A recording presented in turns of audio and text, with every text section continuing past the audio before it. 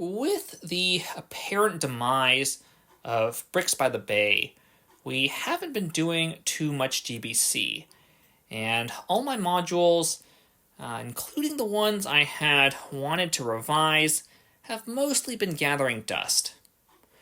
This includes a Not Scissor Lift version 3, which I actually designed shortly after said convention in 2022. I hadn't wanted to make this video until after running this revision at a show, but I don't know when that'll happen, so here it is. The problem with the Not Scissor Lift 1, 2, and 3 is that the geometry is fundamentally wrong. In a perfect world, the lift should move straight up and down, but in practice, Lego bricks have a lot of slop, and the lift moves up and back. The amount of slop can vary from build to build, causing some instances to work, some instances to not work, and some instances to work and then not work, like my particular V2. My idea for a revision was twofold. First, I would reduce the amount of travel.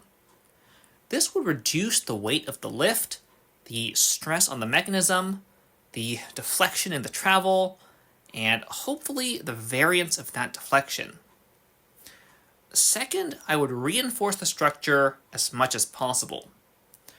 Version 2 already had considerable reinforcement around the input and the lift, but I would extend this to the output so that would also deflect less. Along the way, I incorporated some new features.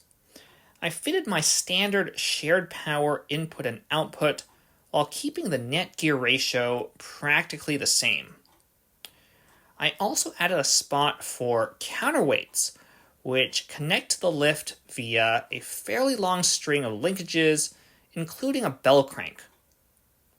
The platform still needs 2 crates to balance itself out, despite having less mechanism and therefore less weight than in V2. Furthermore, I simplified part of the drivetrain by connecting the main cranks directly to the lift rather than through a countershaft. Any inaccuracy in this geometry gets ignored by compressing the connecting springs. This needed to happen anyway to get some dwell time at the top of the travel. I even changed the gates to slim down those counterweights and the overall width of the module.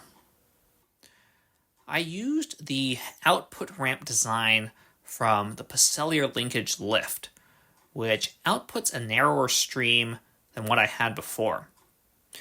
At the same time, stream width became a little bit less relevant due to the reduced height of the module. Finally, I changed the color scheme to my now standard black on the bottom and gray and red on the top, but the added reinforcement and different layout changed the look a lot more.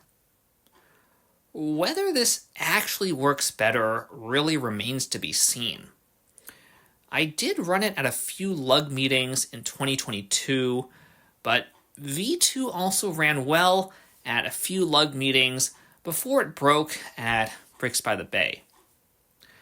Someday I will probably get a chance to run this in a production environment, but on that note, this is the end of the video. Please consider subscribing if you like what we do, and have a nice day.